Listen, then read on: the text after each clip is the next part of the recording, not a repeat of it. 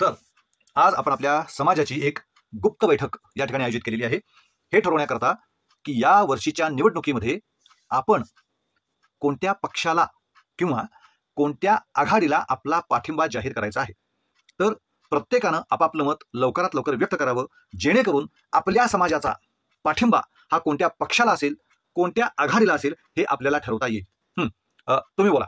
हा मुद्दा अत्यंत बरोबर आहे। आपल्या समाजासाठी मतदान करणं हे अत्यंत आवश्यक आहे आणि आपण किती असं म्हणजे एकजूट होऊन आपण मतदान केलं पाहिजे। बरोबर आहे, या मुद्द्यावर सगळ्यांनी चर्चा केली पाहिजे।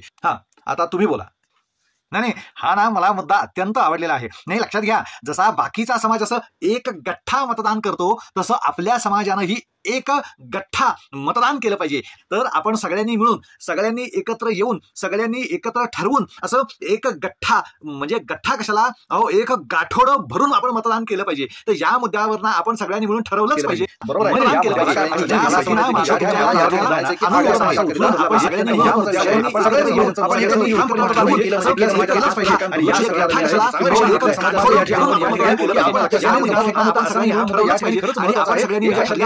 आपण चर्चा केलीच पाहिजे। अरे तुम्ही काहीच का बोलत नाही? नाही नको, नाही तुम्ही बोला ना। हो बोला। नाही नको नको नको, अहो प्रत्येकानं आपलं मत मांडायचं आहे। बोला बोला बोला तुम्ही। बर, बोलूच म्हणताय, ऐका तर मग। विषय चांगला आहे, फक्त मला एकच सांगा शेठजी, तुमची दोन्ही मुलं एक गठ्ठा मतदान करायला येणार आहेत काय? माझी मुलं ना, नाही हो, ती पुण्याला शिकतायत ना, म्हणजे मतदानासाठी कसं येतील ना एवढ्या लांब, हो ती मतदानाला येऊ शकणार नाहीत। हो जाऊ दे। सर, तुमची मुलगी मतदान करायला येणार आहे का? काय? माझी मुलगी ना, अहो तिचं लग्न झालंय, ती कशी येईल मतदानाला? अच्छा, लग्न झालंय। मला सांगाल का लग्न कधी झालंय? तिचं लग्न ना 2 वर्षापूर्वी झालंय।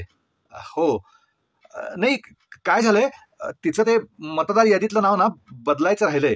हो, अहो नाही होती, मी तिला ना म्हणजे ह्याला सोलापूरला दिले ना तिला, ती सोलापूरहून एवढ्या लांब फक्त मतदानासाठी कशी येईल? हो, अरे हो असं मग काय साहेब, तुम्ही मतदाना दिवशी आहात ना? आपण सगळ्यांनी मतदान करायचं आहे, फक्त मी आणि माझी बायको त्या दिवशी नाहीये। काय आहे, आम्ही दोघेही गोव्याला फिरायला जाणार आहोत। हो, नाही काय आहे, मतदान नंतर तारीख जाहीर झाली ना, आम्ही आधीच बुकिंग केलं होतं। हो, त्यामुळे आम्ही ना आधी गोव्याला जाणार आहोत, आम्ही दोघं मतदानासाठी नसेल। पण काय आहे, आपल्या बाकीच्या समाजानं असं एक गठ्ठा, एक गाठोडं मतदान केलं ना, तर मग आमच्या 2 मतांनी काही फरक पडणार नाही। हा हा नाही, तुम्ही जा गोव्याला आणि आम्ही बाकीच्या समाजानं एक गठ्ठा, काय नाही एक गाठोडं भरून मतदान करावं असं तुम्हाला वाटतंय? आमची 2 मतं नसतील, पण तुम्ही मतदान करा। हा म्हणजे कराच, म्हणजे त्याच्याशिवाय ना आपल्या समाजाची अशी किंमत देणार नाही। अरे नालायक माणसांनो, स्वतःला शहाणं समजता, स्वतःला विद्वान समजता, आधी नालायकांनो तुम्ही मतदान करायला शिका। तुमच्या घरातल्या प्रत्येकानं मतदान केलं पाहिजे याचा विचार करा, ते कसं होईल याचा विचार करा, आणि मग समाजानं एक गठ्ठा मतदान कसं करायचं ना त्याची अकलेचे तारे इतरांना सांगा।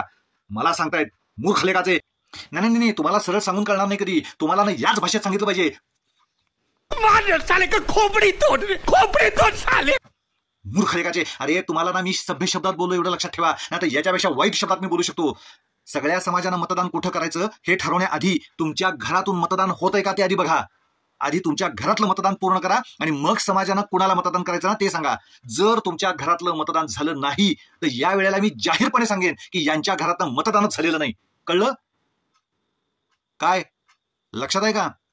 2 डिसेंबरला मतदान आहे, करणार ना सगळे मतदान? विसरायचं नाही, आपला अधिकार आहे तो, आणि जर तो आपण बजावला नाही तर मग निवडून येणाऱ्या लोकांनी काय केलं हे बोलायचा आपल्याला अधिकार नाही। मत कोणालाही द्या, पण पहिलं मतदान करा। जय श्रीराम, वंदे मातरम।